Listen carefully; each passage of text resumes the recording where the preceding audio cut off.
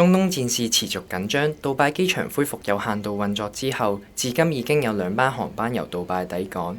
截至星期四下晝5點，入境處接獲大約730個喺中東嘅港人查詢，當中大約200人已經離開當地。繼星期三之後，再有阿聯酋航空客機喺尋晚10點幾由杜拜抵港，歷時超過7個鐘機程，滯留杜拜嘅港人終於步出接機大堂。都聽過天空嗰度有爆炸聲。係幾時聽到㗎？第二日我哋27號去就第一27號去就聽到㗎啦，已經係。整體係安全嘅。朝頭早係好多人嚟開杜拜㗎，個個場面都墟冚㗎。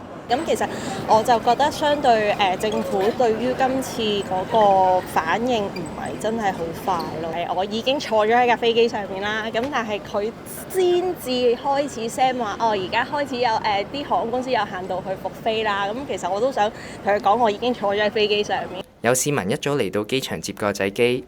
日日追住睇新聞啦，又想睇到即係會唔會有啲咩突發事情發生啊？咁咪好擔心佢哋咯。咁我而家安全翻到嚟啦，當然非常開心啦。所以我都要咁夜都要走嚟接佢機咯，希望見一見佢先啦。有冇話接到機之後打算去邊？接咗機佢話要去宵夜，係啊，想放鬆下啫，我好緊張。杜拜機場已經喺星期一恢復有限度運作，中東區內大部分空域同機場仍然關閉。政府話會同營運往返中東同香港航班嘅航空公司保持緊密溝通。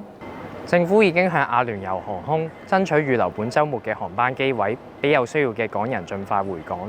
說在線記者呂書樂報導。